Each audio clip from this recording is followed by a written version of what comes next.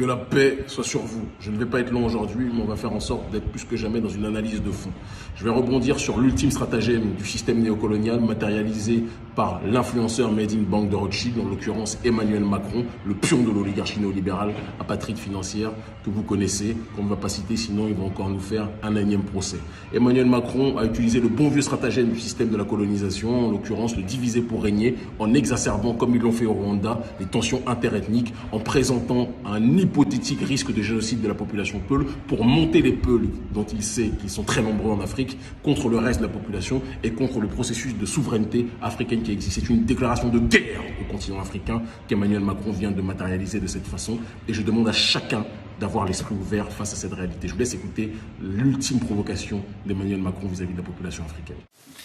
J'ai fait part aussi au président Sissoko Embalo de l'alarme de la France et de ses partenaires face à ce qui s'apparente, sous couvert d'opérations de lutte contre le terrorisme, à des violences systématiques ciblant les populations peules.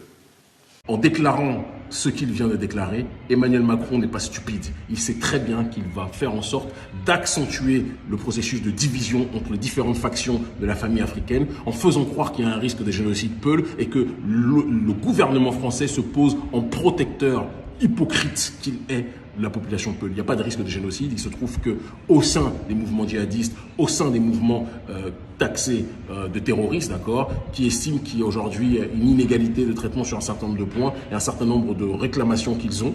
Certaines peuvent être entendues, d'autres, à mon sens, ne sont objectivement pas vérifiables et pas acceptables. Mais face à cette réalité-là, il y a à l'intérieur de ces revendications, à l'intérieur de ces activistes et de ces militants djihadistes, des Peuls.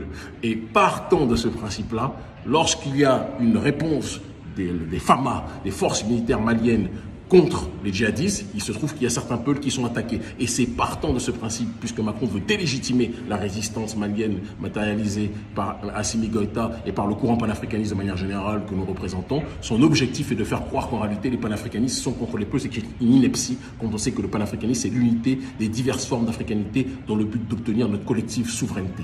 Je demande à chacun d'entre nous de se rappeler qu'on doit juger les nôtres pour leurs actes et non pas sur leur ethnie. C'est un sida, syndrome d'imbécilité, dramatiquement acquis, d'accord, que certains des nôtres ont dans leur tête. Quand on attaque Macky Sall, certains vont défendre Macky Sall juste parce que c'est un alpoulard comme eux. C'est de l'imbécilité chronique, ils se reconnaîtront. Quand on attaque Alassane Dramane Ouattara, certains vont défendre Alassane Ouattara parce que c'est un Djoula ou un Burkinabé comme eux. C'est de l'imbécilité chronique, c'est de la débilité chronique. De la même façon, quand on attaque Sédou Alain Diallo, certains vont le défendre juste parce que c'est une erreur.